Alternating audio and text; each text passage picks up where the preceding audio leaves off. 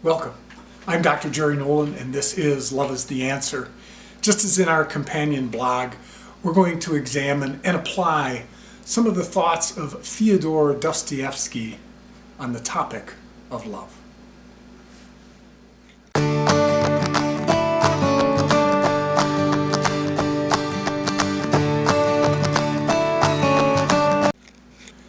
The insight I want to share comes from the Dostoevsky classic, The Brothers Karamazov.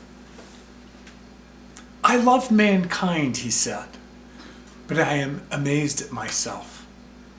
The more I love mankind in general, the less I love people in particular, that is, individually, as separate persons.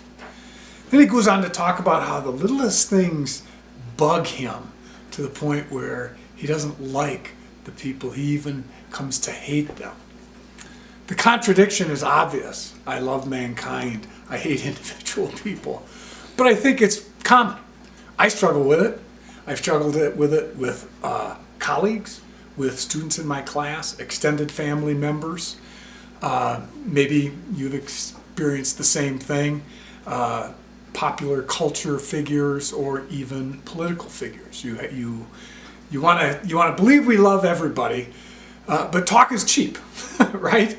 The actual loving those who bug us, who are unlikable, as we might come across, is a real challenge. Dr. Stephen Covey used to say the key to the many is the one, and I think that's true.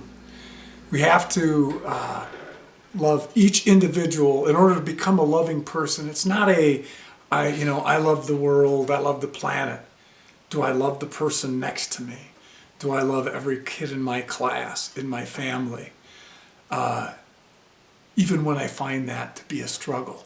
Therein, the key to love in general, the key to the many is the one. I offer you a challenge. And I offer you a challenge because I love you. If I don't challenge your thinking, your habits, I'm not doing you any service. So here's a challenge. Conjure up someone in your mind that you find unlovable, unlikable, for whom you have animosity. Now, if you don't have anybody, good for you. I wish I was you. But my guess is there is. And my challenge is you, through even just an act of kindness, love them. The next time you see them, a warm greeting. Write them a nice card. Buy them one of those fancy coffees. Do something for them that is going to enrich their lives. Let's say this person is a long way off and you don't come in contact with them. They're less available. I'll challenge you, love them in your mind. Even, here's what I would suggest, pray for them.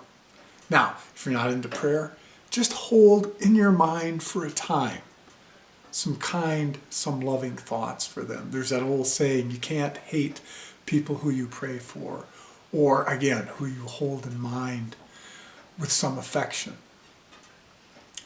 Willing them goodness, blessing, willing goodness in their life. And then next time you see them, act on that intention.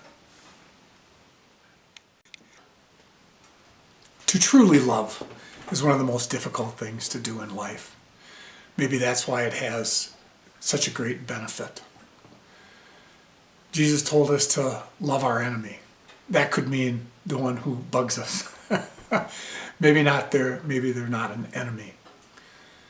And my challenge to you again is to love that one. And then the next one. And then the next one.